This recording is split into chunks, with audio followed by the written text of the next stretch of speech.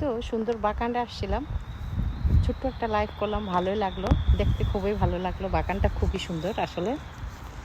এই যে এই ফুলগুলি আমার কাছে খুবই ভালো লাগে। এই যে অনেক কালারের ফুল, সুন্দর।